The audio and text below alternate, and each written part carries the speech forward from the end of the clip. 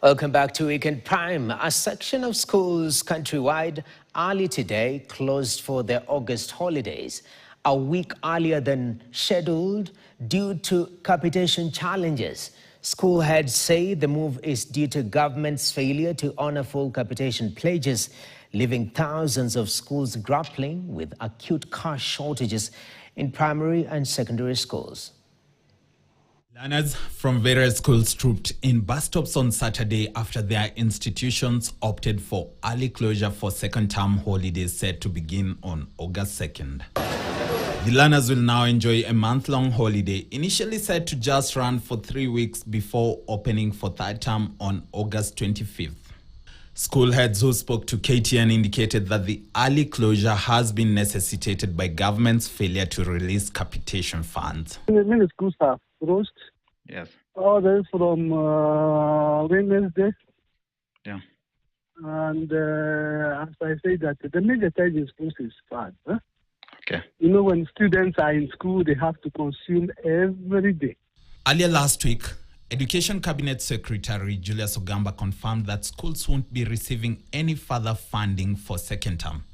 Instead, the pending cash will now be pushed to third term.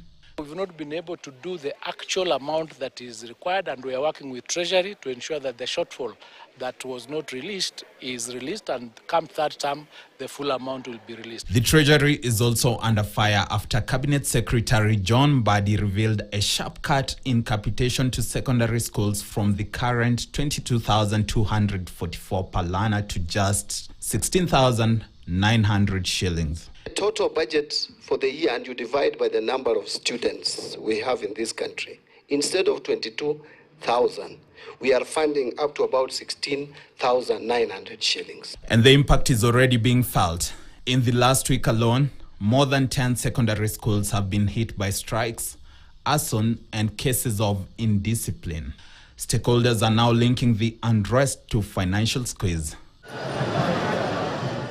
Data from the Kenya Secondary School Heads Association shows secondary schools have been receiving an average of just 10,400 shillings in the last 3 years. On Saturday, CS Ogamba pointed fingers at Parliament, blaming lawmakers for failing to allocate enough funds for schools. But some observers say the blame goes beyond Parliament.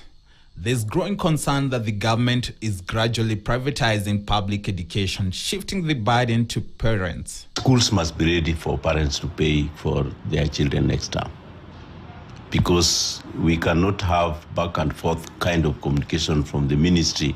And with the government now admitting that fully funding education is no longer a guarantee, the future of free education in the country looks increasingly uncertain. Luis Nyaundi, KTN. Kennedy Kalombo Tole alleged to have been